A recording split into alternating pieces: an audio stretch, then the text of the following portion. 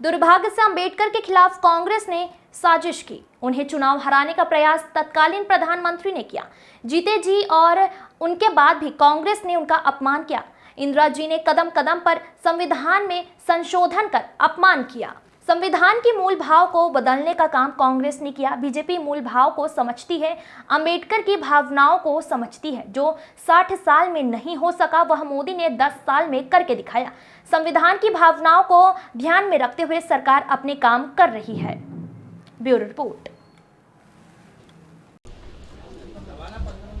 Doctor Bhimrao Ambedkar Jayanti के अवसर पर मैं प्रदेशवासियों को, देशवासियों को बधाई देना चाहूँगा और खासकर भीमराव जी का जीवन पूरा एक उज्जवल धवल व्यक्तित्व के धनी और जीवन भर मान अपमान की चिंता करे बिना समाज हित में वंचित वर्ग, शोषित वर्ग, पीड़ित वर्ग और खासकर दलित वर्ग की लड़ाई लड़ते हुए हमारे पूरे समाज के बीच में जो विषय आने वाले समय में सामाजिक एकता के लिए बहुत बड़ा रोल अदा करेगा, ऐसी एक अच्छी लड़ाई लड़ते हुए समाज में बहुत अलग योगदान उनका रहा है।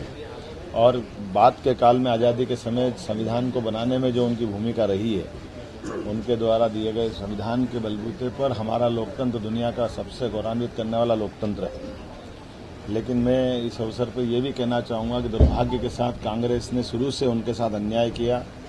कांग्रेस ने उनको अपना चुनाव बम्बई का हराने का प्रयास तत्कालीन प्रधानमंत्री ने किया। बाद के दौर में लगातार उनका कदम कदम पर उनका जीते जी अपमान किया। उनके बाद उस संविधान को जो उनने अपनी बहुत बड़ी तपस्या का फल एक तरह से दिया था, उस संविधान का कुठाराघात करने का प्रयास इंदिरा जी के समय हुआ।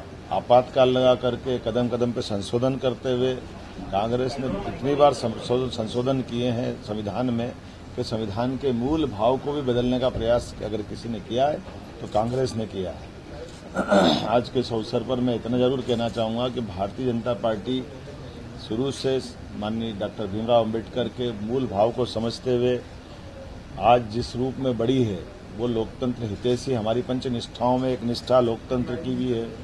पूरी की पूरी पांचों बातें हम संविधान के मूल भाव को समझते हुए स्थापित करके लेके चले। और यही कारण है कि जो कांग्रेस 60 साल में नहीं कर पाई वो 10 साल में हमारे यशस्वी प्रधानमंत्री श्रीमान नरेंद्र मोदी जी ने कर दिया है।